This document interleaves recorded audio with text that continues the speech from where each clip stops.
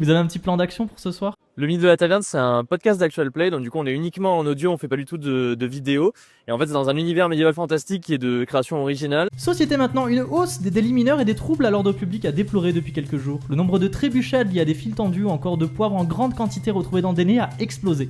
S'exprimant sur le sujet, les gardiens ont qualifié ces actes de persiflade de bas étage. Avec des règles très simplifiées parce que nous ce qu'on veut faire c'est beaucoup de narratif. Et du coup on a des personnages qui au début arrivent dans une prison. Mais non. On sait pas trop ce qu'ils font là, on sait pas trop qui ils sont.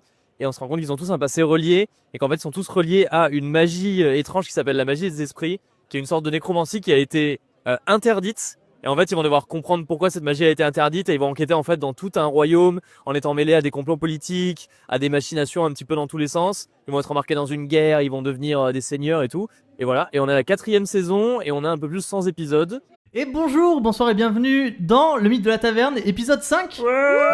Et ça, on a commencé sur une table en plastique dans mon salon et aujourd'hui on est toujours sur une petite table en plastique mais autre part parce qu'on a déménagé plein de fois et c'est trop chouette, c'est une aventure incroyable, on est vraiment hyper content de faire ça et on est toujours aussi hyper hypé et chaud de faire ça, c'est trop chouette. Et ce soir on est très chaud. On nous retrouve sur toutes les bonnes et les mauvaises plateformes d'écoute, on aime bien dire ça parce que on est sur Spotify, sur Deezer, sur Apple Podcast, un petit peu partout. Sur YouTube il y a les premiers épisodes mais il n'y a pas la suite.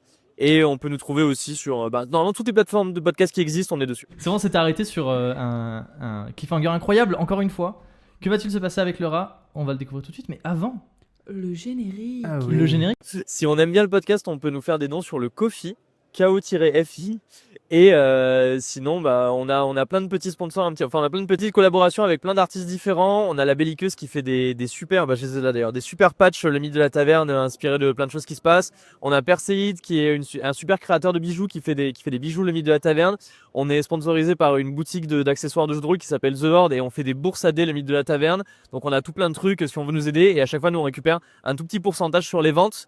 Et sur le Ko-fi, c'est des dons pour nous aider à venir, par exemple, à Octogone, à mettre en place certains projets, à inviter les gens dans le podcast. Donc voilà, il y a plein de moyens de nous aider. Et sinon, le meilleur moyen de nous aider, c'est de nous écouter. Comme ça, on est mieux référencé.